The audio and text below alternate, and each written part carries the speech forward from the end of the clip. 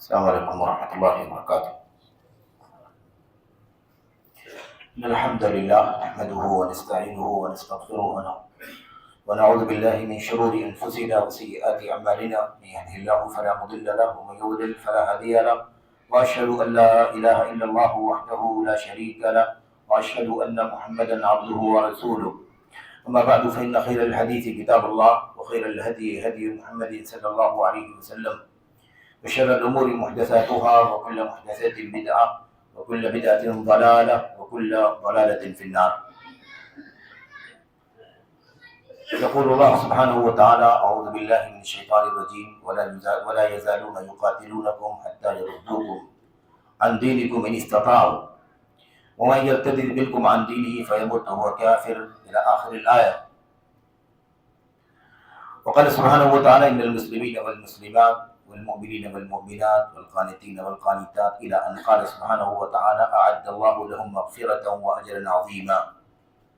وقال النبي صلى الله عليه وسلم: من عال ثلاث بنات فأدبهن ورحمهن أدخله الله الجنة، وكما قال النبی صلی اللہ علیہ وسلم۔ آج کے اس عظیم الشان اجلاس عام میں، جسے جمعیت الہدیٰ التعلیمیہ والخیریہ کے ذمہ داران نے جماعت کی اس عظیم الشان جامع مسجد اہل حدیث المعہد السلفی سی بلاک بلحاظ نگر میں منعقد کیا ہے۔ اس اجلاس عام میں ہمارے معزز مہمان، خصوصی مہمان اور بہت ہی زیادہ عزیز اور بہت ہی زیادہ بے تکلف دوست مرکز ابوالکلام آزاد للتوعیت الاسلامیہ دہلی کے، جو جماعت کے سر خیل علامہ عبدالحمید بن عبدالجبار الرحمانی رحمۃ اللہ علیہ کا قائم کردہ ملک کا بلکہ دنیا کا معروف ترین سلفی ادارہ ہے، اس کے صدر فضیلت شیخ محمد الرحمانی بن عبدالحمید الرحمانی سنابلی مدنی حافظہ اللہ، جو آپ کے بیچ تشریف فرما ہے اور ایک دعوتی سلسلے سے الحمدللہ تشریف لائے ہیں۔ جمعے کے خطبے سے اس کا شروع آغاز ہوا ہے اور یہ 2 سے 3 دن تک انشاءاللہ تبارک و تعالیٰ چلے گا۔ ابھی آپ ان کا خطاب سنیں گے منہج سے متعلق۔ اسی طرح سے ہماری مجلس میں تشریف فرما ہمارے فاضل دوست برادرم ڈاکٹر جاوید ندیم مدنی حافظہ اللہ، سنابلی مدنی حافظہ اللہ، اور جمعیت الہدیٰ التعلیمیہ والخیریہ کے صدر برادر مکرم فضیلت الشیخ احسان اللہ سنابلی مدنی حافظہ اللہ، مجلس میں بہت سارے محترم معزز علماء فضلاء، جماعت کی مختلف مساجد کے فاضل خطبہ، ائمہ، مدرسین، دعات، ایسے ہی آپ تمام قابل احترام بزرگوں، نوجوان ساتھیوں، قابل احترام ماں اور بہنوں، عزیز بچوں، اس مسجد کے خصوصیت کے ساتھ اس مسجد کے منتظمین، اراکین اور ذمہ داران، ایک موضوع آج کے اس اجتماع کا، اجلاس عام کا خواتین سے متعلق ہے، یا امت کی، قوم کی، ملت کی بیٹیوں سے متعلق ہے، اور یہ موضوع تو وسیع ہے، اس کے بہت سارے پہلو ہیں، بہت سارے گوشے ہیں، لیکن ایک خاص پہلو پر میں آپ کے سامنے گفتگو کروں گا، لیکن یہ بات ذہن میں اچھی طرح رہے، ہم سب کے، میرے بھائیوں، کہنے والے کے ذہن میں بھی رہے، تمام سننے والوں کے ذہن میں بھی رہے کہ موضوع تو خواتین سے، ملت کی، قوم کی بیٹیوں سے متعلق ہے، لیکن اس کا مطلب یہ نہیں ہے کہ اس موضوع کی مخاطب ہم نہیں، بلکہ صحیح بات تو یہ ہے کہ ان سے پہلے ہم ہی مخاطب ہیں، کیونکہ جو گارجین ہے، جو سرپرست ہے، جو ولی امر ہے، ذمہ دار ہے، پہلے وہی مخاطب ہوتا ہے اور اسے ہی اپنی ذمہ داری کا احساس کرنا ضروری ہوتا ہے۔ اس لیے گرچہ یہ موضوع خواتین سے اور خصوصیت کے ساتھ قوم و ملت کی بیٹیوں سے متعلق ہے، لیکن اس کے اصل مخاطب حقیقت میں، صحیح معنوں میں، ہم آپ ہیں، جو ان بہنوں کے ان بیٹیوں کے باپ ہیں، ان کے بھائی ہیں، یا مثال کے طور پر خواتین ہیں، ان کے شوہر ہیں، یا جو بھی سرپرست ہیں کسی بھی حیثیت سے، خواتین کے، بچیوں کے، بیٹیوں کے، بہنوں کے یا دیگر رشتہ داروں کے، وہ سب سے پہلے مخاطب ہیں اس موضوع کے۔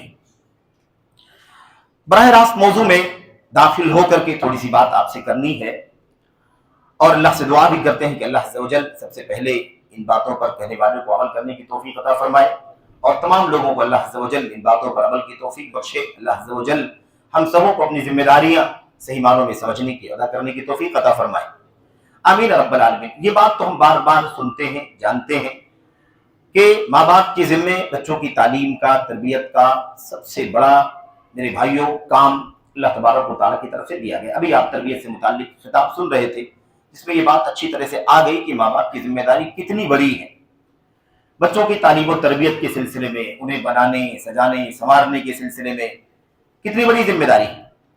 تو یہ بات تو معروف ہے، لیکن خصوصیت کے ساتھ اگر آپ اس مسئلے کو بیٹیوں کے حوالے سے سمجھنا چاہیں، بہنوں کے حوالے سے سمجھنا چاہیں، خواتین کے حوالے سے سمجھنا چاہیں، تو اللہ کے کلام میں، اللہ کے نبی علیہ الصلوۃ والسلام کی حدیثوں میں خصوصیت کے ساتھ بہنوں سے متعلق، بیٹیوں سے متعلق دلیلیں موجود ہیں۔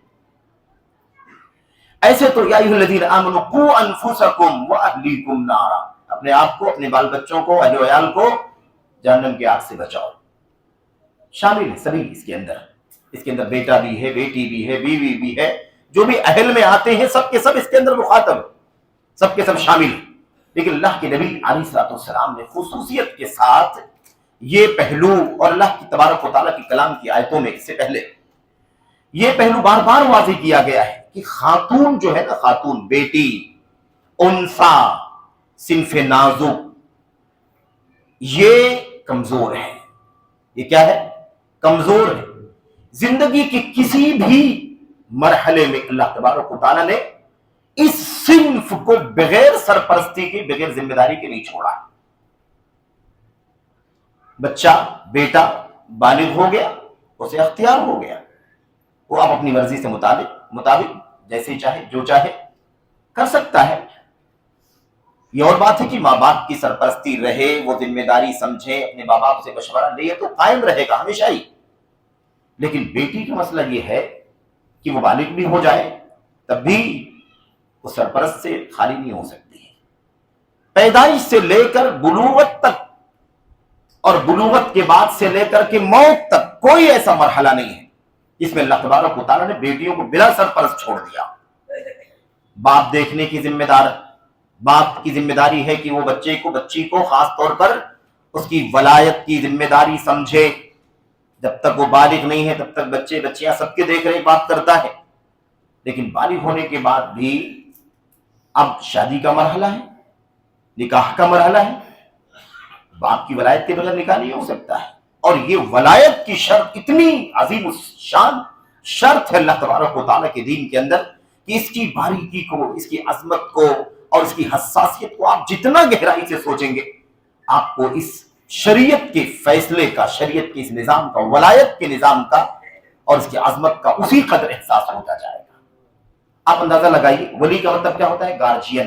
ولی کا مطلب سرپرست، دیکھ ریکھ کرنے والا، معاملات کا ذمہ دار، یہ معنی ہوتا ہے ولی کا۔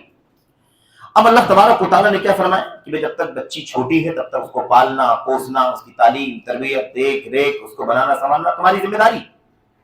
لیکن بالغ ہونے کے بعد اس کے نکاح کا مسئلہ ہے، اس کی شادی کا مسئلہ ہے، اسے اچھے گھر خاندان سے جوڑنے کا مسئلہ ہے۔ اس وقت بھی بچی کو اللہ تبارک و تعالیٰ نے بغیر ولی کے نہیں چھوڑا ہے۔ کتنا بھی پڑھی لکھی ہو، کتنی بھی تعلیم یافتہ ہو، کتنی بھی اونچی ڈگری ہو، کتنی بھی ذہین فتیل ہو، کتنی بھی زیادہ ٹیلنٹ ہو، لیکن اس کے باوجود بھی بغیر ولی کے کوئی کام نہیں ہو سکتا ہے۔ اللہ کے نبی صلی اللہ علیہ وسلم نے بچپن سے کیا فرمایا؟ من عال ثلاث بنات، من عال ثلاث بنات فأدبهن وعلمهن، اور ایک روایت میں ورحمهن ادخلہ اللہ الجنہ۔ جس شخص کے پاس 3 بیٹیاں ہوں، اب روایتوں میں 3 کے علاوہ 3 بیٹیاں، 3 بہنیں، صحابی نے پوچھا اللہ کے نبی 2 ہوں، تو آپ نے فرمایا 2 ہوں تو بھی یہی فضیلت ہے، پھر کسی نے پوچھا اللہ کے نبی ایک ہی ہو بیٹی، ایک ہی ہو بہن، اس کے لیے تعلیم تربیت کا انتظام کرے تو آپ نے فرمایا اس کو بھی وہ فضیلت حاصل ہوگی۔ تو اللہ کے نبی نے فرمایا جس کے پاس 3 بیٹیاں ہوں وہ انہیں کیا کرے، انہیں اعلیٰ کا مطلب کیا ہوتا ہے؟ اس کی دیکھ ریکھ کرنا، اس کی نگرانی کرنا، اس کی سرپرستی کرنا، اسے سنبھالنا، اسے ہر طرح سے سنبھالنا، اس کی جسمانی دیکھ ریکھ، اس کی تعلیمی، اس کی تربیتی، اس کی فکری، اس کی عقدی، اس کی سماجی، معاشرت، ہر اعتبار سے اس کی دیکھ ریکھ کرنا، یہ ہے جو 3 بیٹیوں کو پالے پوسے، دیکھ ریکھ نگرانی کرے اس کی، اور اس کے بعد کیا کرے، اسے تعلیم دے، اسے تعلیم دے۔ اور پہلی تعلیم کیا دینی ہے؟ التوحید اولا، سب سے پہلے اللہ کی توحید۔ آپ نے سنا بھی، سب سے پہلے کس کے؟ بچے کو، بچی کو تعلیم دینا اللہ تبارک و تعالیٰ کی معرفت، اور اس کے بعد کیا کرنا، اور اس کے بعد اچھی طرح سے وَأَدَّبَهُنَّ، اور اس کو ادب سکھائے، ان بیٹیوں کو کیا سکھائے؟ ادب۔ تعلیم کے ساتھ تربیت بھی ہونی چاہیے، ڈگریاں دینا کافی نہیں ہے، ڈگریاں دلا دینا کافی نہیں ہے، ڈگریاں لے کر کے بے ادب، گستاخی، زبان گندی، تہذیب نہیں، کلچر نہیں، سلوک نہیں، اخلاق نہیں، باپ کو شکایت، ماں کو شکایت، بھائیوں کو شکایت، رشتہ داروں کو شکایت، شادی ہو جانے کے بعد شوہروں کو شکایت، گھر والوں کو شکایت۔ فعلمہن فاحسن تعلیمہن وادبہن فاحسن تادیبہن، انہیں اچھی تعلیم دے، انہیں اچھا ادب سکھائے، اور اس کے بعد ان پر رحم کرے۔ شفقت کی محتاج ہوتی ہے، کمزور جنس ہے، کمزور صنف ہے، اللہ تبارک و تعالیٰ نے فرمایا، اللہ کے نبی نے فرمایا اس پر رحم کرے، اللہ تبارک و تعالیٰ ایسے شخص کو جنت میں داخل فرمائے گا۔ اس معنی کی کئی ایک حدیثیں ہیں الفاظ کے فرق کے ساتھ، یہ اس کا خلاصہ ہے، اس کا نچوڑ ہے۔ اللہ کے نبی صلی اللہ علیہ وسلم نے فرمایا من عال جاریتین بنتین حتی تبلغا جاء ہوا وانا کہاتین فی الجنہ۔ اللہ کے نبی نے فرمایا جو 2 بیٹیوں کی پرورش کرے، دیکھ ریکھ کر لے، ہے نا، تعلیم تربیت سب کچھ کر لے، قیامت کے دن میں اور وہ دونوں اس طرح جنت میں ہوں گے، یعنی جنت میں میرے ساتھ میں رہے گا وہ، وغیرہ اس طرح کی بہت ساری حدیثیں موجود ہیں۔ اللہ تبارک، اللہ کے نبی علیہ السلام کی حدیثوں کا کیا حاصل ہے؟ بعض روایتوں میں ہے جس آدمی کے پاس من کانت لہ جاریہ، جس کے پاس کوئی لڑکی ہو، بیٹی نہیں لڑکی، خادمہ ہے نا، لوڈی جس کے پاس ہو، وہ اس کو پالے پوسے، اس کی دیکھ ریکھ کرے، اس کو تعلیم دے، ادب سکھائے، یہاں تک کہ وہ بالغ ہو جائے، فتزوجہا، اور اس سے وہ شادی کر لے، اللہ تبارک و تعالیٰ اسے دوہرا اجر عطا فرمائے گا۔ شادی کا بھی ذکر ہے بعض روایتوں میں، کئی ایک روایتوں میں، دوسرے سیاق میں ہے، لیکن دوسرے سیاق میں اگر شادی کی فضیلت کا ذکر ہے تو پھر اپنی بیٹی کا، اپنی بہن کی تعلیم و تربیت کے ساتھ باپ اس کے نکاح کا مسئلہ کتنا امپورٹنٹ، کتنا اہم ہے میرے بھائیوں۔ تو اس بات کو سمجھنے کی ضرورت ہے کہ اللہ تبارک و تعالیٰ نے، اللہ کے نبی علیہ السلام نے اس مسئلے کو بڑی اہمیت دی ہے، بڑی اہمیت دی۔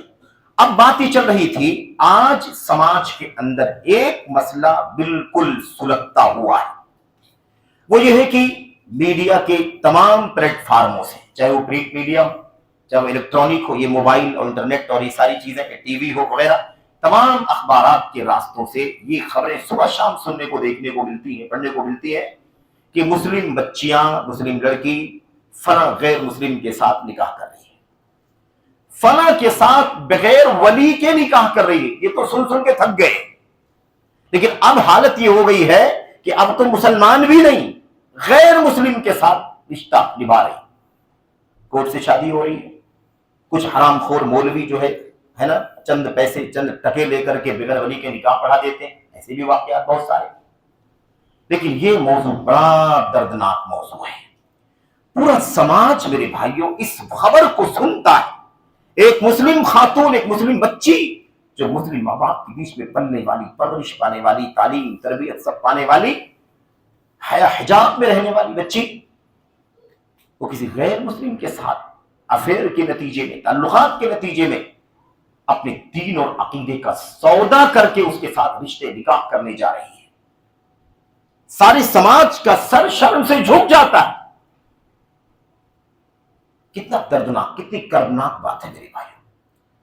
اب معاملہ شادی کا نہیں رہ گیا، اگر غیر مسلم کے ساتھ نکاح اور شادی کی بات ہو رہی ہے تو معاملہ شادی کا رہ نہیں گیا، اب مسئلہ عقیدے اور دین کا بن گیا۔ غیر مسلم کے ساتھ، کسی غیر مسلم کے ساتھ کوئی مسلم بچی نکاح کر سکتی ہے؟ میرے بھائیوں، اللہ کے کلام کی آیت کریمہ بالکل صاف ہے،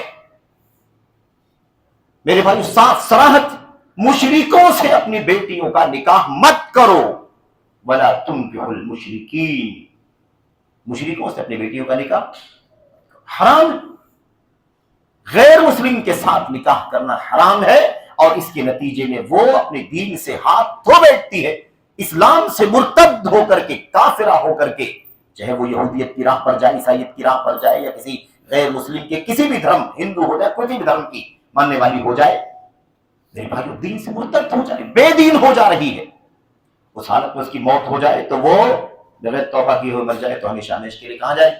جہنم۔ اللہ تبارک و تعالیٰ نے قرآن کریم میں یہ مسئلہ سمجھایا کہ اس چیز کو مسلمان بہت سنجیدگی سے لیں، وَلَا يَزَالُونَ يُقَاتِلُونَكُمْ حَتَّى يَرُدُّوكُمْ عَنْ دِينِكُمْ إِنِ اسْتَطَاعُوا، یہ دشمنان اسلام مسلسل کیا کر رہے ہیں؟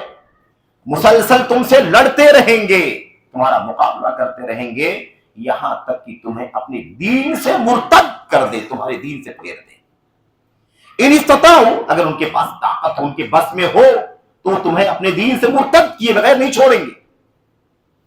اللہ تبارک و تعالیٰ فرماتا ہے لیکن یاد رکھو، اگر مرتد ہو گئے دین سے، تم نے ہاتھ دھویا، اگر تم بے دین ہوئے، اسلام تم نے چھوڑا، کوئی بھی دین تم نے اختیار کر لیا اسلام کے سوا، تو قبول تو ہونے والا نہیں۔ ان الدین عند اللہ الاسلام ومن یبتغی غیر الاسلام دینا فلن یقبل منہ وهو فی الآخرۃ من الخاسرین من بدل دینہ فاقتلوہ۔ اسلامی نظام ہو تو جو اپنا دین بدل دے، مرتد ہو جائے، اسے اسلامی نظام تحت کر دے۔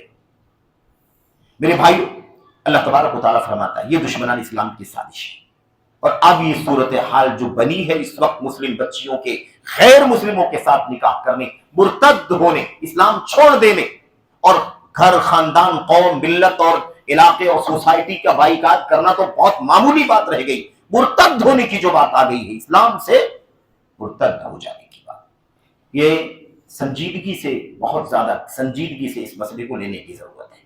یہ کوئی اتفاقی معاملہ نہیں ہے، یہ کوئی بائی چانس کا معاملہ نہیں ہے، یہ کہیں کوئی پھنسا جانے کا معاملہ نہیں ہے، بلکہ یہ پوری سازش اور منصوبہ بندی کا کام ہے، اور حالات اور رپورٹ تو بعد میں اللہ تبارک و تعالیٰ کا کلام ہمیں الرٹ کر رہا ہے۔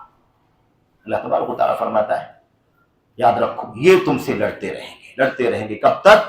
لڑائی کوئی ضروری نہیں کہ میدان جنگ ہی میں لڑائی ہوتی ہو، فکری لڑائی ہے، میڈیائی لڑائی ہے نا، ذہن کی لڑائی ہے، نفس کی لڑائی، طبیعت کی لڑائی، تعلیم کی لڑائی ہے نا، کاروبار کی لڑائی، جاب کی لڑائی ہے، کالج کی لڑائی ہے، سینٹروں کی، کال سینٹروں کی لڑائی ہے، لڑائیاں چل رہی ہیں ہر طرف، میڈیا کی لڑائی ہے، یہ انٹرنیٹ موبائل کے ذریعے سے جتنے راستے ہیں نا جس سے یہ افیئر ہوتے ہیں، تعلقات ہوتے ہیں، ورغلانے، کھینچنے، رجھانے، اور اس کے بعد لالچ دے کر کے ہوس کا شکار کرنے کا جو کام چلتا ہے، وَلَا يَزَالُونَ يُقَاتِلُونَكُمْ حَتَّى يَرُدُّوكُمْ عَنْ دِينِكُمْ، یہ تم سے مستقل لڑتے رہیں گے یہاں تک کہ تمہیں اپنے دین سے مرتد کر دیں، پھیر دیں۔ لیکن یاد رکھو اگر یہ کام تم نے کیا تو انجام کیا ہوگا؟ وَمَن يَرْتَدِدْ مِنْكُمْ عَنْ دِينِهِ فَيَمُتْ وَهُوَ كَافِرٌ، اور جو تم میں سے، یاد رکھو، جو تم میں سے اپنے دین سے مرتد ہو جائے گا اور کفر ہی کی حالت میں مر جائے گا، فَأُولَئِكَ أَصْحَابُ النَّارِ هُمْ فِيهَا خَالِدُونَ۔ اللہ تعالیٰ نے کیا فرمایا؟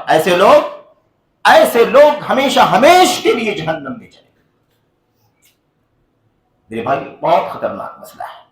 اب یہ آج کی صورتحال بڑی نازک ہے، سوال یہ پیدا ہوتا ہے یہ سب درگت بنی کیوں، یہ سب حالات بنے کیوں، ایسا کیوں ہو گیا، کیسے بن گیا؟ ایک مسلم بچی ہے، مسلم ماں باپ کے بیچ میں، بھائیوں کے بیچ میں پلتی ہے، تربیت پاتی ہے کہ نہیں؟ اس کی تعلیم، تربیت، دیکھ ریکھ، لباس، کھانا پینا سب کچھ ہوتا ہے، لیکن اس کے باوجود پھر یہ صورتحال، ایک دو نہیں، آج کل تو میڈیا کے دوش پر وہ نکاحوں کی، نکاح نامے اور اس کی جو رپورٹ ہوتی ہے نا، اس کی ڈیٹیل بھی سامنے آ جائے، تصویروں کے ساتھ، کورٹوں کی تصویریں، جہاں کورٹ میں میرج کا فارم بھرا جاتا ہے، وہاں سے رپورٹیں تصویر کے ساتھ، یہ فلاں بنت فلاں ہے اور یہ فلاں لڑکے سے، یہودی ہے، عیسائی ہے، ہندو ہے، مرتد ہے، بے دین ہے، زندیق ہے، کافر ہے، ملی، اس کے ساتھ اس کا نکاح ہو رہا ہے، پوری تفصیل، اس کا گھر کا ایڈریس یہ ہے، اس کے گھر کا ایڈریس یہ ہے، ساری تفصیلات آج کل آ جا رہی ہیں۔ میرے بھائیوں، آخر یہ صورتحال کیوں بنی ہے؟ واقعی غور کرنے کی ضرورت ہے کہ نہیں ضرورت ہے؟ قوم کی بچیاں کہاں جا رہی ہیں؟ ان کے دین و ایمان کے ساتھ کس طرح سے کھیل کھیلا جا رہا. میرے بھائیوں، میرے بزرگوں، ہماری ذمہ داری بہت اہم ہے. دیکھیے ایک بات ایک دم طے ہے، غیر مسلم سے، کافر سے، مشرک سے نکاح کرنا حرام ہے. یہ بات اس لیے ذکر کی جا رہی ہے کیونکہ ایک مسئلہ کبھی کبھی لوگ چھیڑ دیتے ہیں، اس لیے مجبوراً اس کی وضاحت کرنی پڑتی ہے. اہل کتاب سے نکاح ہو سکتا ہے، اہل کتاب سے، یہود و نصارہ سے نکاح ہو سکتا ہے، لیکن یاد رہے اہل کتاب وہ ہیں، صحیح معنوں میں اہل کتاب وہ ہیں جو واقعی اہل کتاب ہوں. یہودی کہتا ہے اپنے آپ کو مشرک ہے، عیسائی کہتا ہے اپنے آپ کو مشرک ہے، تو اہل کتاب کہاں رہ گئے؟ کہاں اللہ تبارک و تعالیٰ کی اصل تورات کے اندر شرک کی تعلیم ہے؟ کہاں اللہ تبارک و تعالیٰ کی حقیقی انجیل کے اندر شرک کی تعلیم؟ بتائیے. تو کوئی اپنے آپ کو یہودی کہے، کوئی اپنے آپ کو عیسائی کہے، لیکن شرک میں ڈوبا ہوا ہو. لقد کفر الذین قالوا ان اللہ ثالث ثلاثہ، یقیناً وہ لوگ کافر ہو چکے ہیں جن کا عقیدہ تثلیث کا عقیدہ ہے. کافر ہے وہ. عیسائی تثلیث کا عقیدہ رکھتے ہیں، تو کیا عیسائی کہنا کافی ہے؟ کافر. اللہ قرآن میں کہتا ہے تثلیث کا عقیدہ رکھنے والے کافر ہیں. یہودیوں نے عزیر کو اللہ کا بیٹا بنا دیا، عیسائیوں نے مسیح عیسیٰ علیہ السلام کا اللہ کا بیٹا بنا دیا. بھلا بتائیے اس سے بڑا کفر کچھ ہو سکتا ہے؟ تو یہ شبہ ذہن سے نکل جانا چاہیے. اب یہ حوالہ دینا غلط ہے، غلط ہے. دھوکہ دینا ہے، دھوکے میں اپنے آپ کو ڈالنا ہے.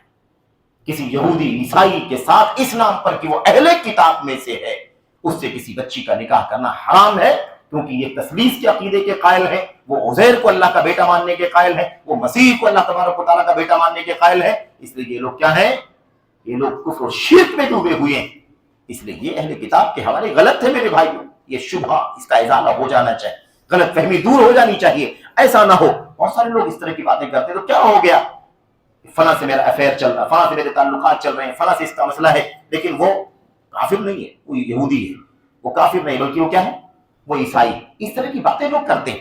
اسلام کے آنے کے بعد سب کفر ہو چکا ہے، یاد رہے. اسلام کے بعد سب کفر ہو چکا ہے، یہ بات مسلمہ ہے، یاد رہے. پھر اہل کتاب سے اللہ تبارک و تعالیٰ نے ان کے کھانے کی اجازت اور ان کی اور لڑکیوں سے نکاح کرنے کی جو بات کہی ہے، یاد رہے کہ یہ اس صورت میں جب وہ شرک و کفر نہ کرتے ہوں. کفر و شرک کر رہے ہوں گے تو بھلا ان سے نکاح کیسے ہو سکے گا؟ اس لیے یہ شبہ ختم ہو جانا چاہیے. اب یہ مسئلہ ہے کہ یہ صورتحال کیوں بنی ہے؟ کیوں بنی؟ میرے بھائیوں، اس پر تو تبصرہ کرنے کی ضرورت نہیں کہ حالات کتنے نازک ہیں، لیکن اس کے اسباب پر غور کرنے کی ضرورت. اس کے اسباب میں بہت سارے اسباب ہیں، ایک سے زیادہ اسباب، کئی اسباب.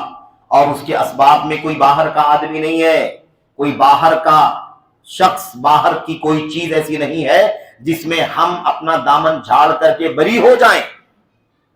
چاہے وہ اسباب داخلی ہو، خارجی ہو، اس میں کہیں نہ کہیں ہمارا اور آپ کا دخل ہے، ہم گارجینز کا دخل ہے. اگر بیٹی کا باپ ہے تو باپ کی ذمہ داری ہے، بھائی ہے تو بھائی کی ذمہ داری ہے نا. کوئی بھی رشتہ اس سے جڑا ہوا ہے وہ سرپرست، ہے وہ ولی، تو اس کی ذمہ داری کی اپنی ذمہ داری کو سمجھے. میرے بھائیوں یاد رکھیں، اللہ تبارک و تعالیٰ نے سب کو ذمہ دار بنایا ہے. باپ کی ذمہ داری ہے، ماں کی ذمہ داری ہے، بیٹے کی ذمہ داری ہے، بیٹی کی ذمہ داری، شوہر کی ذمہ داری. ہر ایک کی اپنی اپنی ذمہ داری ہے. ہر ایک کو اپنی اپنی ذمہ داری کا خیال کرنا ضروری. سب سے اللہ تبارک و تعالیٰ پوچھے گا. اب اگر یہ باپ اپنی ذمہ داری نہ سمجھے، یہ بھائی اپنی ذمہ داری نہ سمجھے، ہے کہ نہیں، تو کیسا؟ آخر اللہ تبارک و تعالیٰ کے یہاں اس کو جواب دینا ہوگا کہ نہیں جواب دینا ہوگا. اس لیے یہ بہت فکر کا مسئلہ ہے. آئیے اگر ہم سرسری طور پر غور کریں کہ اس کے اسباب کیا ہیں، تو بہت سارے اسباب ہیں، اور اسباب کے ساتھ ساتھ میں علاج پر بھی سرسری بات کرتا ہوا چلوں گا. آخر یہ حالت بنی کیوں؟ یہ لڑکیاں ہماری مسلم بچیاں کیوں مرتد ہو رہی ہیں؟ غیروں کے ساتھ رشتہ، ایک تو ہے بلا ولی کا رشتہ. میں یہ کہہ رہا تھا کہ بلا ولی کے ولایت بہت اہم شرط ہے. اگر بلا ولی کے، بلا گارجین کے ایک لڑکی کو نکاح کرنے کی اجازت ہوتی یا اس کی گنجائش ہوتی، اس کا کوئی راستہ دور نزدیک سے نکلتا، تو نہ جانے کون کون مسلمانوں کی بچیوں کو، بیٹیوں کو اپنے دامے فریب میں پھانس کر کے لے کر کے چلا جاتا. آپ سے پوچھنے کی بھی ضرورت نہیں، آپ باپ ہے، رہیے باپ.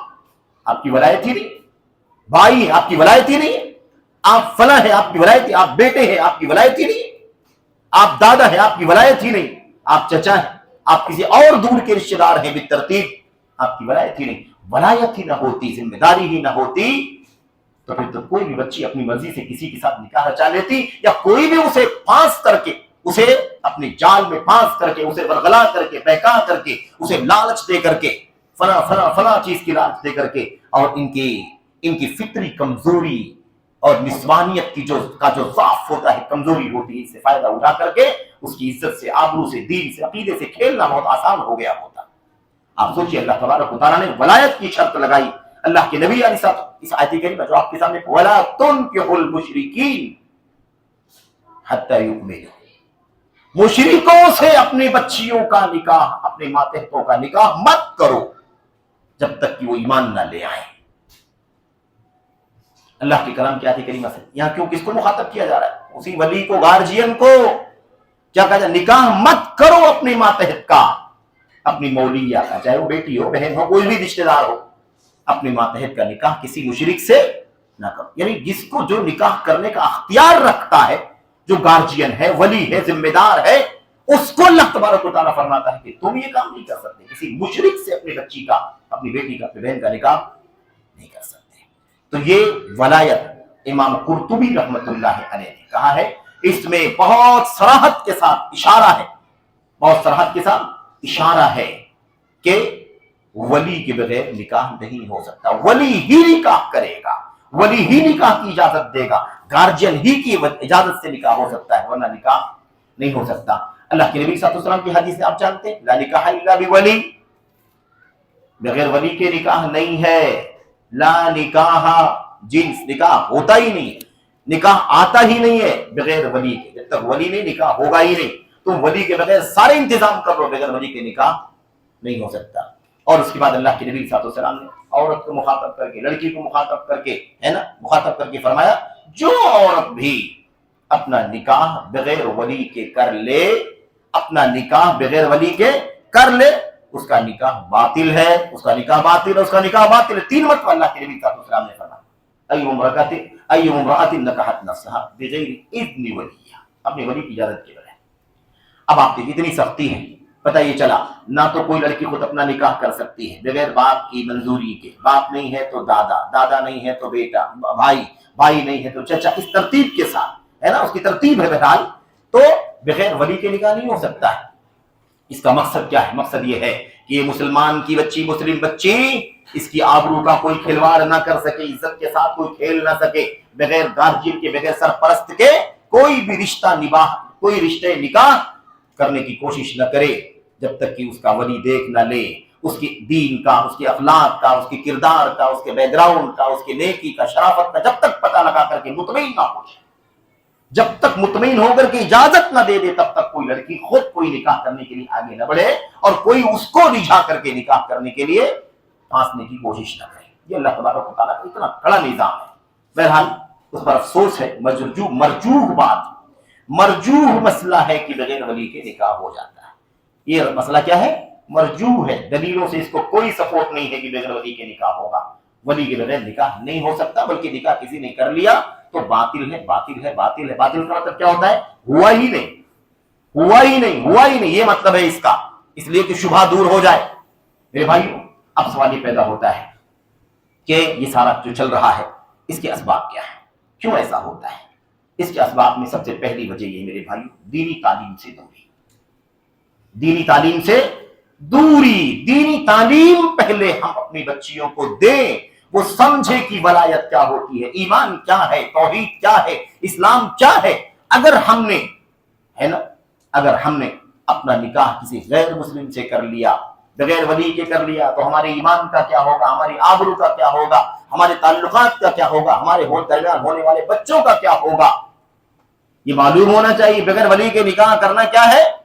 بغیر ولی کے نکاح کرنا نکاح باطل ہے، اور جو بھی تعلقات قائم ہوں گے وہ زنا کاری ہوگی، بدکاری ہوگی، دونوں کے بیچ میں پیدا ہونے والے بچے ولد الزنا ہوں گے، زنا کے بچے مانے جائیں گے۔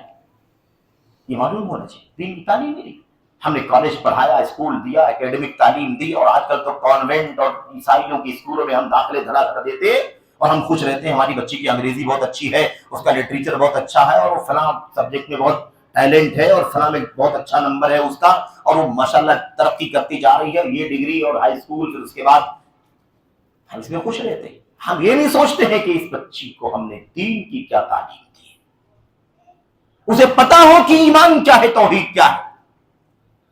تو اس طرح سے کسی کے رجھانے، کسی کے بہکانے ورگلانے میں وہ بچی کبھی نہ آئے. لیکن اسے نہیں مار، اسے احساس ہی نہیں ہے کہ اس کی کوئی قیمت ہے. اور پھر ساتھ ہی ساتھ اور جو مسائل آ رہے ہیں، جو ماحول بنایا جا رہا ہے عیسائیوں، انہی عیسائیوں ظالموں کی طرف سے، کیا ہے وہ ہے تقارب الادیان. کیا دین دھرم کے معاملے میں بٹوارا کرتے ہو؟ وہ کہتا ہے میں مسلم ہوں، میں تمہارے پاس نہیں آؤں گا. وہ کہتا ہے میں عیسائی ہوں، تمہارے پاس نہیں آؤں گا. وہ یہودی ہے، کہتا ہے میں یہودی ہوں، تمہارے پاس نہیں آؤں گا. ہمارا الگ ہے، وہ کہتا ہمارا الگ ہے، وہ کہتا ہمارا الگ ہے. ارے یہ دین کی دوریاں ختم کرو، نزدیک آ جاؤ. یہ جو عیسائی دنیا بہت زمانے سے کوشش کر رہی ہے بھائی، بہت زمانے سے کوشش. اور آج کل تو بہرحال اسلام سے نسبت رکھنے والے بہت سارے فرقے بھی اس میں ہے نا برابر کا ساتھ دے رہے ہیں.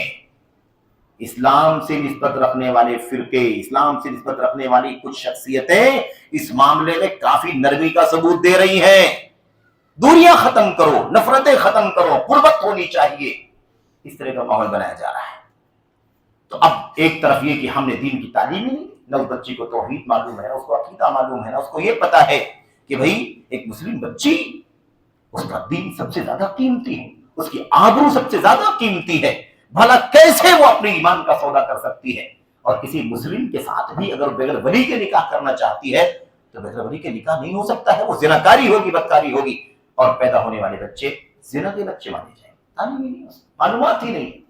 وہ جو دیکھتی ہے، جو سماج میں جو سنتی ہے میڈیا پر، اور جیسے لوگ عام طور پر آج کل لڑکی لڑکے ساتھ میں رہنے سہنے اور آپس میں سیٹلمنٹ، چلنے پھرنے اور مرضی سے نکاح کر لینے کا جو ماحول دنیا میں پھیلایا جا رہا ہے میڈیا کے ذریعے سے، وہ اس سے زیادہ متاثر ہو رہی ہے. ہم نے تعلیم دی نہیں، لمبی ڈگریاں دے دی، لیکن ہم نے ایمان ہی نہیں سکھایا، عقیدہ ہی نہیں سکھایا، اسے بنیاد نہیں سکھائی دین اسلام کی.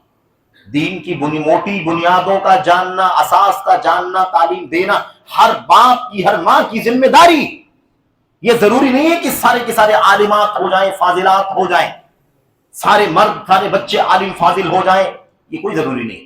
لیکن اتنا ضروری ہے کہ دین کی بنیادی چیزوں کو سمجھیں، عقیدے کے مسائل کو سمجھیں، عبادات کے مسائل کو سمجھیں. اور یہ جو مسئلہ ہے، یہ نکاح، طلاق، خلا، اس کے احکام، اس کے مسائل کو سمجھیں. یہ ذمہ داری ہے کہ نہیں ہے باپ کی، ماں کی. لیکن ہم نہیں فکر کرتے. ہماری بچیاں بڑھتی ہیں، پڑھتی ہیں، جوان ہو جاتی ہیں، اور بہت ساری صلاحیتوں کی مالک ہو جاتی ہیں، لیکن دین کی بنیاد پر ان کے پاس علم نہیں ہوتا ہے. نتیجہ یہ نکلتا ہے کہ جہاں بھی کسی نے بہکایا، پھسلایا، بہلایا، پھسلایا، اس کے بہلانے پھسلانے میں آ جاتی ہیں. اور اس کے بعد جب معاملہ آگے بڑھ جاتا ہے تو پھر ہمارے ہاتھ میں کچھ رہتا نہیں سوائے شرمندگی کے، سوائے ندامت کے، سوائے کفے افسوس ملنے کے، بس. اور کیا باقی بچتا ہے؟ تو عزت اور نام بچانے کی فکر ہوتی ہے. تو سب سے بڑا مسئلہ ہے دین کی تعلیم نہ دینا، یا دین کی تعلیم کما حق نہ دینا. یہ سب سے بڑا مسئلہ ہے میرے بھائی. نمبر 1. نمبر 2، دوسرا مسئلہ کیا ہے؟ دوسرا مسئلہ ہے ان بچیوں کی نگرانی، نگہداشت، مراقبہ، جو ہماری ذمہ داری ہے، اس میں کوتاہی کرنا. ہم کو کانفیڈنس بہت رہتا ہے، نہیں ہماری بچی تو بھائی بہت اچھی، ہماری بچی بہت اچھی، ایسا تو سوچ بھی نہیں سکتے ہم. ہمارا بچہ تو بہت اچھا، ہم سوچ بھی نہیں سکتے ایسا کر بیٹھے. ایسا غلط سوچتے ہو، منفی سوچتے ہو بچوں کے بارے میں، نیگیٹو سوچتے ہو، غلط ہے، مثبت سوچو. اس طرح کی باتیں لوگ کرتے ہیں. یہ حد درجہ نادانی ہے اور شیطانی وسوسہ ہے. شیطانی وسوسہ ہے یہ، یاد رکھیں. اگر اور 2-3 ہی بات کروں گا، زیادہ بات نہیں، ختم کروں گا میں انشاءاللہ تبارک تعالیٰ. بات لمبی نہیں کرنی ہے، موضوع تو لمبا ہے. اسباب بیان کریں تو 10 اسباب ہیں، علاج بیان کریں تو 10 علاج ہیں، لیکن بالکل مختصر میں بات ختم کرنا ہے. تو یہ مسئلہ سب سے اہم ہے. ہم فکر نہیں. اب ہم نے سوچا کہ بچی تو جوان ہو گئی ہے، 12ویں میں، 11ویں میں، 10ویں میں، گریجویشن کے پہلے سال میں، دوسرے سال میں، فلاں، اس کو موبائل چاہیے. ٹھیک ہے بھائی، لے جاؤ. اس کے لیے جو کچھ اسباب چاہیے، اس کا ریچارج چاہیے اور فلاں فلاں سب دینے کو تیار. ٹھیک ہے، ضرورت کے مطابق دینا پڑتا ہے، دے دیا. نگہ راست ہونی چاہیے کہ نہیں ہونی چاہیے. اب وہ کس سے بات کرتی ہے، کس سے ملتی جلتی ہے، کس کے پیغامات کا تبادلہ کرتی ہے، کوئی نگرانی ہے ہماری میرے بھائی؟ کوئی نگرانی نہیں ہے. جب حالات بگڑ جاتے ہیں، معاملات آگے بڑھ جاتے ہیں، تب سمجھ میں آتا ہے بہت بڑی غلطی کی. سمجھ رہے ہیں؟ یہ بہت اشارے میں بات میں کر رہا ہوں آپ کے سامنے. اور ایسا نہیں ہے کہ یہ کوئی میں انونی بات کر رہا ہوں. ایسے واقعات جب پیش آتے ہیں اور جب اس کا جائزہ لیا جاتا ہے نا، تو پتہ چلتا ہے کہ سارا شر اسی کے اندر بھرا ہوا ہے. اس پر اگر نگہداشت کی گئی ہوتی تو آج ذلت کا منہ نہ دیکھنا پڑتا. ایک بات. دوسری بات، تیسری بات کیا ہے؟ کالجوں میں، اسکولوں میں، اور خاص طور پر کالجوں میں اور جاب سرکل میں اختلاط، منگلنگ، ساتھ میں لڑکے ساتھ میں لڑکیاں، نہ ان کا حجاب ہے، نہ ان کا پردہ ہے، نہ ان کی بول چال میں کوئی روک ٹوک نہیں ہے. اب آپ بتائیے کہ سال ہر سال اگر جوان بچے جوان بچیاں ساتھ میں اٹھیں بیٹھیں بات چیت کریں گپ شپ کریں ہنسیں بولیں اور ایک دوسرے سے ہنسی مذاق اور ایک حد سے تجاوز تک بھی کر جائیں، تو آپ بتائیے کہ پھر دنیا کی کون سی طاقت ہے جو انہیں حرام تعلقات میں بد جانے سے روکے. اب کوئی یہاں تقوی طہارت کی بات نہیں کر سکتا ہے میرے بھائی، فتنے بہت زیادہ ہیں. تقوی طہارت کی بات کرنا اچھا نہیں. اللہ تبارک و تعالیٰ کے دین اور اس کی شریعت کی پابندی کرنا ہم سب کی ذمہ داری ہے. تقوی بات کا مسئلہ ہے، اس کی پابندی کرو، روک تھام کرو، یہ سب سے بڑا مسئلہ ہے. تو یہ جو طریقہ چل رہا ہے، یہ اختلاط مرد و زن، بچوں کا بچیوں کا اختلاط، تعلیم میں اختلاط، کالج میں اختلاط، جہاں کام کاج وغیرہ کے لیے جاتے ہیں، یہ بھی ایک بہت بڑا مسئلہ ہے. کام کاج میں آزادانہ لوگ بیٹیوں کو بھیج دیتے،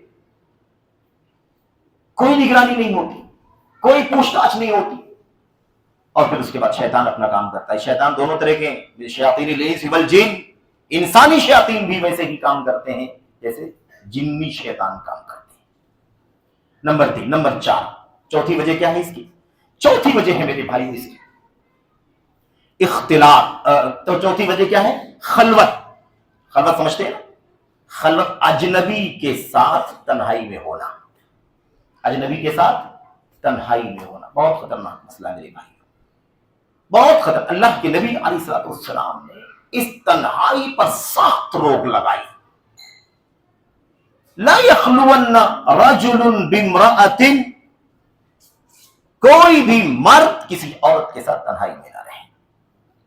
جب بھی جہاں بھی ایک مرد عورت تنہائی میں ہوتے ہیں، الا کان ثالثہما الشیطان، الا کان ثالثہما الشیطان، تیسرا شیطان ہوتا ہے. دیکھو کتنی تنہائی میں، اور حالت کیسی ہو گئی؟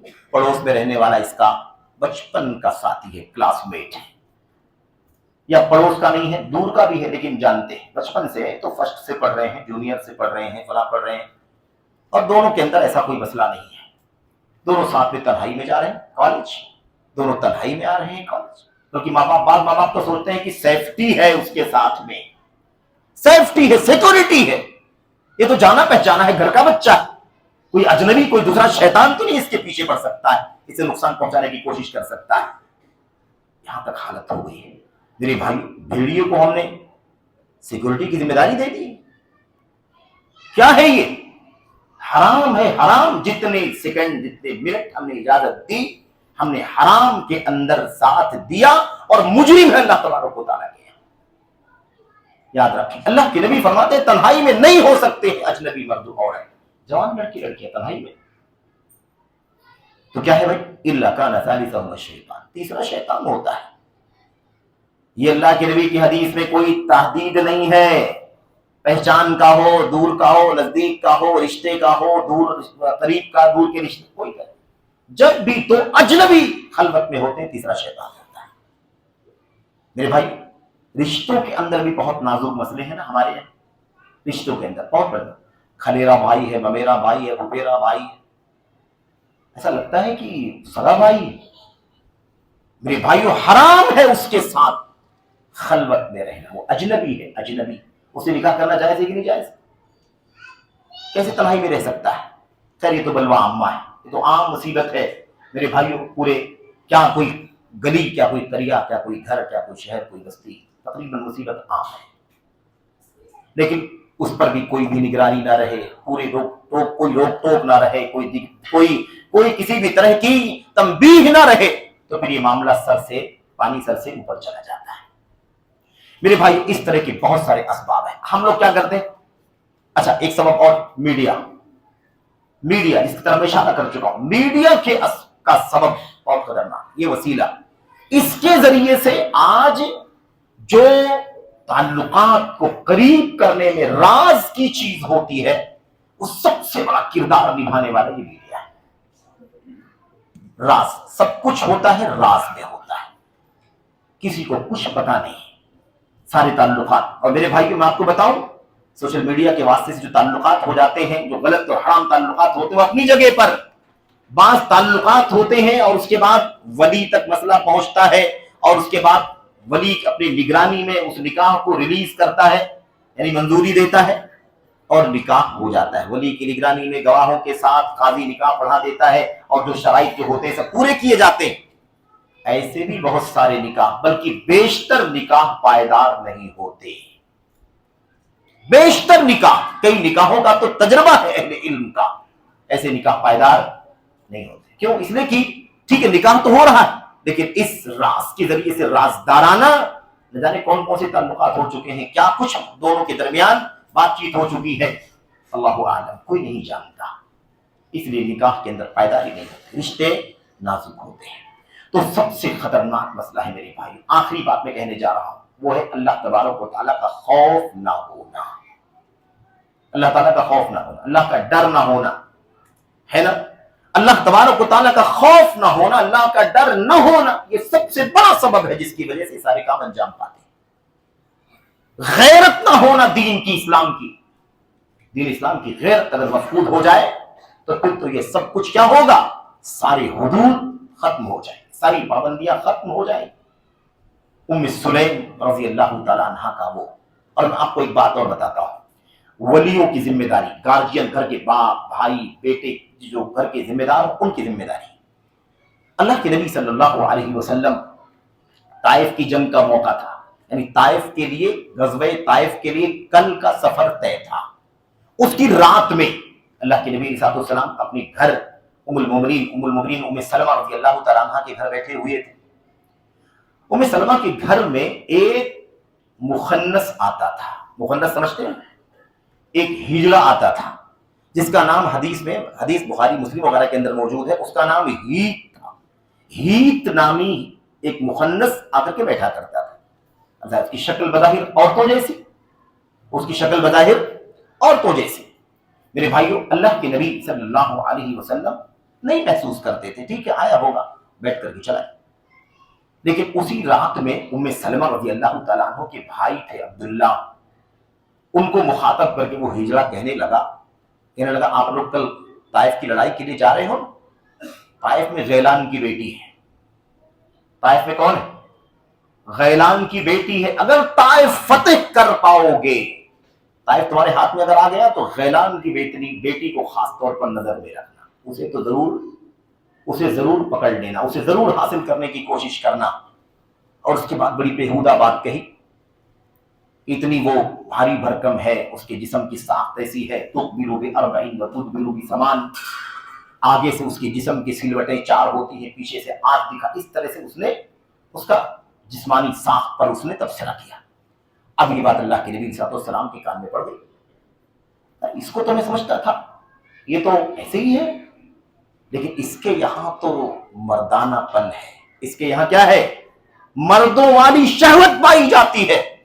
अल्लाह के नबी ने ये बात सुनी, क्यों आदमी कह रहा है फ़अलैकुम बिइब्नति गैलान, गैलान की बेटी को जरूर पकड़ना, उसे जरूर हासिल करना, इसलिए कि वो ऐसी है। अल्लाह के नबी सल्लल्लाहु अलैहि वसल्लम ने फरमाया निकल जाओ और खुद निकल यहां से। और अल्लाह के नबी ने घर की औरतों को, उम्मे सलमा को और उनके भाई को कहा ला यदखुलन्ना अलैकुम हादा, ये मुखन्नस आज की तारीख से इस घर में दिखाई नहीं देना चाहिए।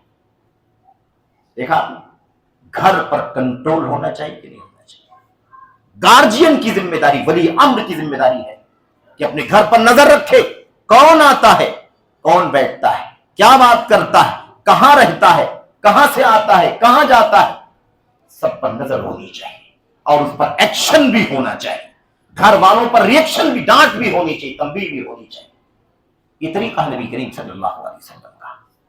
اب اگر یہ چیز سننے میں آ گئی، پتہ چل گیا، آپ بتائیے اگر ایک آدمی اس کے باوجود بھی مطمئن ہے، کوئی فرق نہیں پڑتا، جو آئے جائے وہی رفتار بے ڈنگی جو پہلے تھی وہ اب بھی ہے، تو کیا ہوگا؟ معاملہ خطرناک ہو جائے گا. ثلاثة قد حرم الله عليهم الجنة وقال وذكر فيهم والديوث الذي يقر في اهله الخبث. اللہ کے نبی فرمایا وہ دیوس ہے، بے غیرت ہے وہ باپ، بے غیرت ہے وہ بیٹا، بے غیرت ہے وہ بھائی جو گھر کے اندر بے حیائی دیکھتا ہے اور اس کے کان پر جو نہیں رینگتی ہے. بے غیرت ہے، سن رہا ہے، دیکھ رہا ہے سب کچھ، لیکن اسے غیرت نہیں آتی، وہ ڈانٹتا نہیں، ڈپٹتا نہیں، بھگاتا نہیں، مارتا نہیں، کوئی ریئیکشن نہیں دکھاتا، کوئی رد عمل دکھائی نہیں دیتا. دیوس ہے ایسا آدمی، ایسے شخص پر اللہ تبارک و تعالیٰ نے جنت حرام کر دی ہے. بہرحال میرے بھائیوں، میں یہ کہہ رہا تھا کہ غیرت کی مثال اور ایمان کی مثال پر بات ختم کرتا ہوں. ام سلیم انس بن مالک رضی اللہ تعالیٰ عنہ کی والدہ، انس بن مالک رضی اللہ تعالیٰ عنہ کی والدہ، ان کے باپ کی وفات ہو گئی، شوہر کی وفات ہو گئی. کیا ہوا بھائی؟ شوہر کی وفات ہو گئی. ان کو پیغام نکاح دیا کس نے؟ ابو طلحہ نے پیغام نکاح دیا، میں آپ سے نکاح کرنا چاہتا ہوں. ام سلمہ نے دیکھا کہ نکاح کا پیغام آیا، اور ابو طلحہ ہے تو اچھے خاندان کے، اچھے قبیلے کے، اچھی حیثیت کے، ساری خوبیاں پائی جاتی ہیں، لیکن آدمی مسلمان نہیں ہے، کافر ہے. آدمی کون ہے؟ کفر کی حالت میں ہے، اسلام نہیں، میں مسلمان خاتون. ام سلیم رضی اللہ تعالیٰ عنہ نے فوراً، کیونکہ کون تھی وہ؟ نبی کریم صلی اللہ علیہ وسلم کی تربیت میں پلنے والی رہنے والی صحابیہ انس بن مالک کی والدہ ام سلیم نے کہا ابو طلحہ تم نے نکاح کا پیغام بھیجا ہے، واقعی تمہارے اندر تو ساری خوبیاں پائی جاتی ہیں، تم جیسے اچھے رشتے کو رد نہیں کیا جاتا ہے.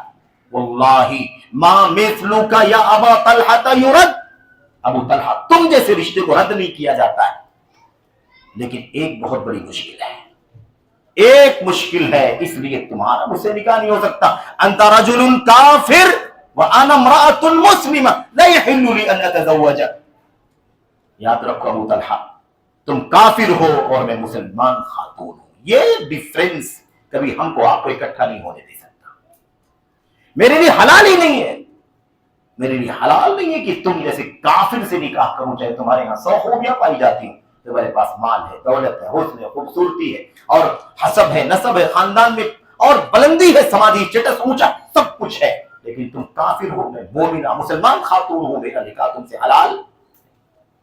یہ غیرت تھی ام سلیم کی. اگر ایسی غیرت ہم اپنی بچیوں میں پیدا کر دیں تو آج دنیا کا کوئی بھی دھرم کا ماننے والا نوجوان، چاہے وہ مال اور معاش اور معاشرت اور اس کے علاوہ کسی بھی حیثیت سے کتنے بھی اونچے خاندان کا، حیثیت کا ہو، ہماری کسی بہن بیٹی کو ورغلانے میں کامیاب نہیں ہو سکتا.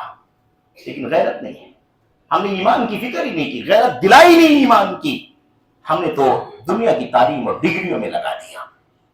میرے بھائیوں، اس کا مطلب یہ نہیں ہے کہ کوئی دینی تعلیم حاصل کرنے والا نہیں بہک سکتا ہے، بہک سکتا ہے، لیکن یہ کوتاہی ہماری ہے، اور یہ زیادہ راستہ کھلتا ہے اس کے اندر، کیونکہ تربیت ہی نہیں ہے دین کی، ایمان کی. اور بعض روایتوں میں تو یہاں تک ہے نا کہ ام سلیم نے صرف یہی نہیں کہا کہ تم سے میرا نکاح نہیں ہو سکتا، تم کافر ہو، میں مشرک، میں مسلمہ ہوں، اس لیے تمہارے لیے میرے لیے تم سے نکاح کرنا حلال نہیں ہے، بلکہ اسی کے ساتھ ساتھ ان کو ان کے شرک پر، کفر پر غیرت بھی دلائی، ان کے شرک کی پر غیرت دلائی اور حقارت بتلائی کہ تم کس قدر حقیر ہو شرک کرنے کی وجہ سے. کہا ابو طلحہ مجھے وہ لکڑی معلوم ہے جس لکڑی کے بت کو تم پوچھتے ہو، وہ لکڑی بت کی، جس لکڑی سے بت تمہارا بنایا گیا جس کو تم پوچھتے ہو، وہ لکڑی فلاں درخت کی ہے، اس کو فلاں یہودی نے کاٹا ہے، اور فلاں بڑھئی نے اسے کاٹ کر کے، تراش کر کے، اس کے ناک نقشے بنا کر کے، بت بنا کر کے تم کو دیا ہے.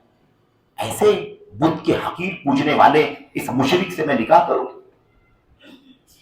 دیکھا آپ نے، غیرت ہو تو آدمی بکتا نہیں ہے، شکار نہیں ہوتا ہے، شکار کر لیتا ہے. یہ توحید کی غیرت، شرک سے بیزاری کا جو پیغام دیا انہوں نے، اور پھر اس کے بعد کہا کہ اس لیے یاد رکھو तुमसे मुझसे निकाह होने की एक शर्त है, तुम कुफ्र से शिर्क से तौबा करके सच्चे मुसलमान हो जाओ, मैं तुमसे निकाह कर लूंगी। और बशारत यह है कि मैं उस निकाह के लिए तुमसे किसी पैसे के महर का भी मुतालबा नहीं करती। जाओ, कोई दिरहम दीनार का महर नहीं चाहिए, इस्लाम ले आओगे, मुसलमान हो जाओगे, उसी इस्लाम को महर तस्लीम करके मैं तुमसे निकाह करूंगी। अबू तलहा भी ज़हीन फतीन आदमी थे, है ना। उनकी समझ में अल्लाह तबारक व तआला ने तौहीद डाल दी, उनकी अक्ल में अल्लाह तबारक व तआला ने ईमान की मोहब्बत डाल दी। उन्होंने बात को समझ लिया कि वाकई लकड़ी दरख्त की है और यहूदी ने काटा है, बढ़ई ने उसे तराश करके बुत की शक्ल दी और मैं पूछ रहा हूं इसकी क्या हैसियत है। वाकई इसकी तो कोई हैसियत नहीं, इससे ज्यादा अक्ल की पस्ती क्या हो सकती है कि ऐसी लकड़ी की पूजा मैं करता हूं। और उसके बाद मान गए, राजी हो गए, कहा तो ठीक है, अशहदु अल्ला इलाहा इल्लल्लाह व अशहदु अन्ना मुहम्मदर रसूलुल्लाह, मैं इस्लाम लाने के लिए तैयार हूं। कलमे तौहीद पढ़ करके मुसलमान हो गए और कहा मैं निकाह करने के लिए तैयार हूं। और इतना सुनना था कि मां ने, उम्मे सुलैम ने कहा, या अनस कुम फज़व्विज, अनस उठो, अब निकाह पढ़ाओ। अब क्या करो, निकाह पढ़ाओ, यानी वली तुम रहोगे। वली कौन है? वली बेटा है, बालिग बेटा वली बनेगा। भाई बेटा बालिग हो जाए तो वली बन करके अपनी मां का निकाह कराए। और बात में अल्लाह के नबी ने फरमाया कि अनस तुम वली बन करके अपनी मां का निकाह करो। मेरे भाई, कहने का मतलब यह है कि ये गैरत अगर हम अपने बच्चियों के दिलों के अंदर ईमान की, तौहीद की, अकीदे की और ऐसे ही, है ना, दीन की गैरत पैदा करेंगे तो इसकी बहुत कुछ रोकथाम हो सकती है। एक आखिरी बात और कह करके बात खत्म कर देता हूं। वो क्या है? वो मसला है आबरू की गैरत, इज्जत की गैरत।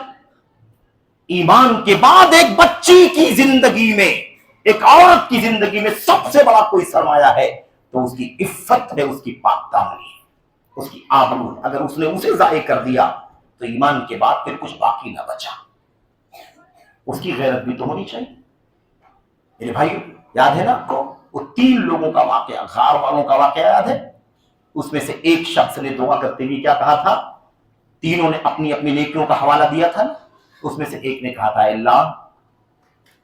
ए अल्लाह, मामला यह है कि मेरी एक चचाजाद बहन थी और मैं उससे ऐसी मोहब्बत करता था जैसे मर्द अपनी बीवियों से मोहब्बत करते हैं, लेकिन वो कहती थी कि मुझे इतनी इतनी रकम चाहिए तो मैं इसके लिए तैयार होगी।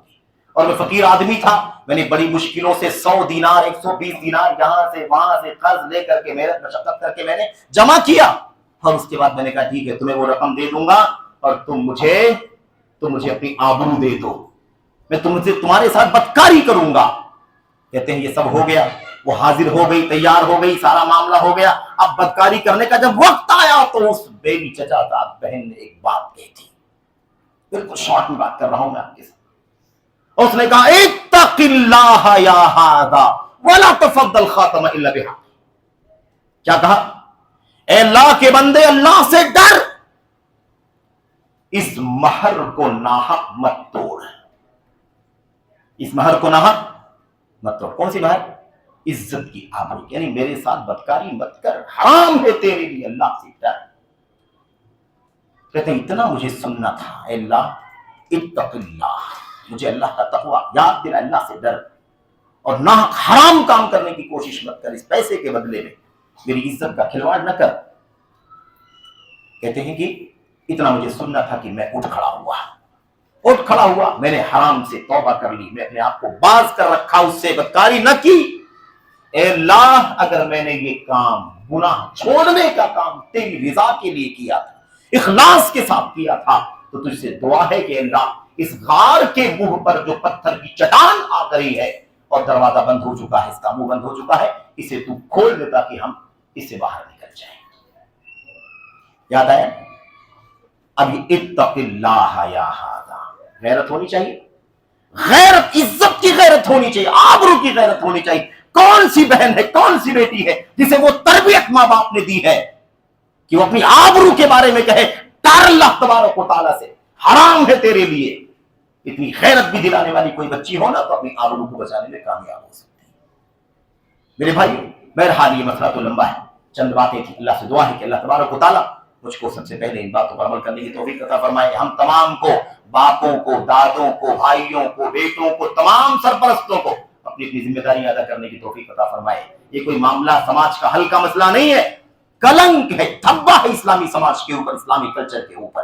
اللہ تبارک و تعالی ہمیں اور آپ کو اپنی ذمہ داریاں سمجھنے کی توفیق عطا فرمائے۔